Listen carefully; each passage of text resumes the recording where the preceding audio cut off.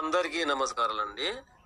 ఆ ప్రకృతి మాత ఆ ప్రకృతి మాత అన్ని జీవజాతుల కన్నా మన మానవ జాతికి జ్ఞానం అనేది ఎక్కువగా ఇచ్చి ఇక విచిత్రంగా అధోగతి పాలు చేసింది. అది ఎలా అంటే, నిజానికి మనిషి అనేవాడికి మాత్రమే ఆత్రం అనేది, ఆరాటం అనేది, ఆశ అనేది, స్వార్థము అనేది, ఈ 4 శక్తులు కూడాను ఇక విచిత్రంగా మనిషిని పూర్తిగా ఆవరించి ఇక అటు వారి యొక్క జీవన ప్రయాణం అనేది బావిలో కప్పలాగా వారి యొక్క ఆలోచన జ్ఞానం అనేది పనిచేయకుండా విచిత్రంగా ఈ 4 శక్తులు ఆ మనిషికి నిలకడ తిమితం లేకుండా లాక్కెళ్తూ ఉంటాయి.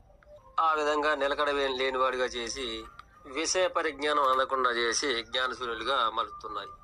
ఇక అటు వారు వారి యొక్క కాలం అనే దాన్ని ఆలోచనకి పెట్టకుండా తోలుబొమ్మలాగా మారడం వలన ఆ విధంగా పరిశీలన జ్ఞానాన్ని కోల్పోయిన వారిగా మిగిలి ప్రాణమున్న బొమ్మల్లాగా మిగిలిపోతారు.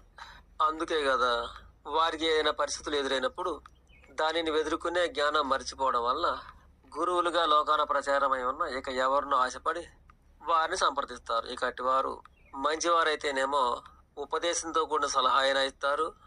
అదే ఇదే అదును అని అనుకొని పిండుకునే వారైతేనేమో ఇక అదే సందుగా అట్టి వారిని పిండుకునే ప్రయత్నాలు చేస్తుంటారు. ఇక లోకాన ఇదంతా తెలిసిన వారు మానవుడు అనేవాడు ఈ విధంగా అధోగతి పాలై ఆశ, ఆరాట, ఆత్ర, స్వార్థ వీటిలో బందీ అయి విచక్షణ కోల్పోయి మానవాళి ఇలా అయిపోయింది అనే నిజాన్ని తెలుసుకుంటారు. నిజానికి మానవుడు అనేవాడు ఈ 4 శక్తులకి బానిస కాకుండా ఒక అదుపులో ఉండగలిగిన వాడైతే వ్యక్తిగత స్వేచ్ఛతో బతుకుతూ ఇక ఈ ప్రకృతిలో తనకు సంబంధించిన అవసరాలు తానే ఎత్తుకోగలడు. తనకు సంబంధించిన సృష్టి ధర్మాలు తాను ఖచ్చితంగా అందుకొని బ్రతకగలడు. కనుక మానవుడు ఆశ, ఆత్రము, ఆరాటము, స్వార్థం అనే వాటికి దూరంగా ఉండగలగాలి. నిజానికి ఈ ప్రకృతి మాత ఎవరికి కావాల్సిన విశ్లేషణ జ్ఞానం వారికి పెట్టి పంపించింది.